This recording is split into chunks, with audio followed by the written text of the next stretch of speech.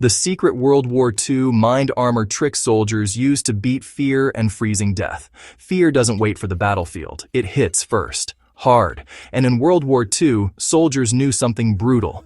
If your mind cracked, your body followed. So they built something far more powerful than any helmet or rifle. They built what many veterans later called mind armor, a mental shield. A psychological exoskeleton forged under fire, snow, hunger, and the kind of cold that erased fingers and hope. And here's the twist.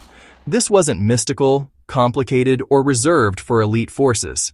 These were simple, repeatable mental drills. The kind anyone today can plug straight into their life to stay steady when everything goes sideways. How soldiers turned fear into focus. World War II soldiers didn't have the luxury of waiting for courage, so they trained their brains to convert fear into momentum. Many units practiced a method frontline psychologists later called task anchoring. The idea was simple but ruthless. When fear hits, lock your mind onto one clear, doable action. Not the whole mission, not the whole war. Just one thing. Clean your weapon, recount your ammo, fix your boots, check your buddy's gear. This wasn't distraction. It was neurological judo. Fear floods the mind with chaos. Task anchoring cuts it back down to something measurable, something doable. And once a soldier completed that first task, the second came easier. Then the third. Momentum defeated panic. Action crushed anxiety. Veterans later said it felt like switching tracks in the brain. A conscious choice to exit fear and step into purpose. Cold was the real enemy, and mind armor was the first line of defense. Weapons mattered. But winter? Winter killed more soldiers than bullets in several theaters of World War II. Frostbite, numbness, fatigue. It all started in the mind before it reached the fingers. So soldiers trained themselves to survive the cold mentally before fighting it physically. Many learned a technique modern psychologists now call thermal visualization. They imagined warmth flooding from their core outward, like pumping heat into their legs, arms, and hands. Not fantasy, focus.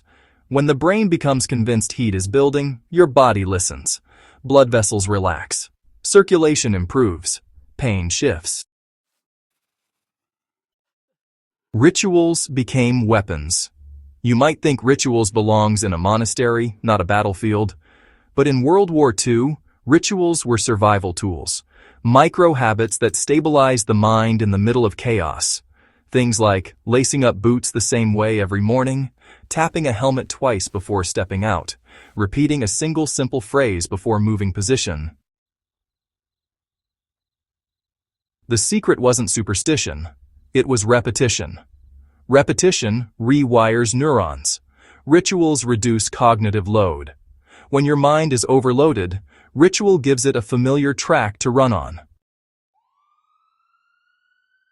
Breathing was their first aid kit. Long before breathwork became a wellness trend, soldiers were using it to stay alive. Historian notes describe troops practicing what's now known as combat breathing, a pattern of slow inhale, hold, slow exhale, and then repeat. This simple rhythm, lowered heart rates, cleared tunnel vision, and sharpened decision-making fast. In foxholes, trenches, trucks, and those frozen forests, breathing was a weapon. It was a way to reset the mind when adrenaline just overwhelmed the senses. Many veterans said it kept them from panicking. Others said it brought them back into their body. And today, special forces use nearly the same technique. One of the strangest but most effective World War II mental strategies was taught by unit chaplains and medics. Name the fear. Don't hide it. Don't fight it. Label it. Soldiers would say out loud, quietly but intentionally, what they feared most. I'm scared of the cold. I'm scared of the silence. I'm scared of not waking up. It sounds counterintuitive, right? But naming the fear shrinks its power. Psychologists now know it reduces amygdala activity, the part of the brain responsible for panic. Soldiers figured this out instinctively before science caught up. Brotherhood strengthened the shield. Mental resilience isn't a solo game. The strongest soldiers weren't always the loudest or toughest. They were the most connected. They talked. They shared food. They checked on one another. They kept each other accountable for staying mentally sharp. Brotherhood wasn't sentimental. It was strategic. A soldier with strong ties to his unit survived longer, fought better, and recovered faster. Even in freezing conditions, a shared joke could raise morale more than a warm coat. Even during near-hopeless moments, a single encouraging phrase could stop someone from mentally shutting down. Why this matters today. World War II's mind armor wasn't about heroism.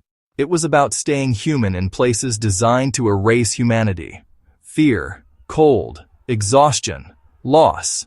Yet the soldiers who learned these mental tricks, task anchoring, thermal focus, rituals, controlled breathing, naming fears, building connection, did more than survive. They stayed functional. They stayed sharp. They stayed alive. And those same mental tools still work for stress, for pressure, for uncertainty, for life. If you found this breakdown helpful and want more untold lessons from the front lines, make sure you subscribe to Wisdom from the Frontlines and share this with someone who could use a bit of real, battle-tested strength today.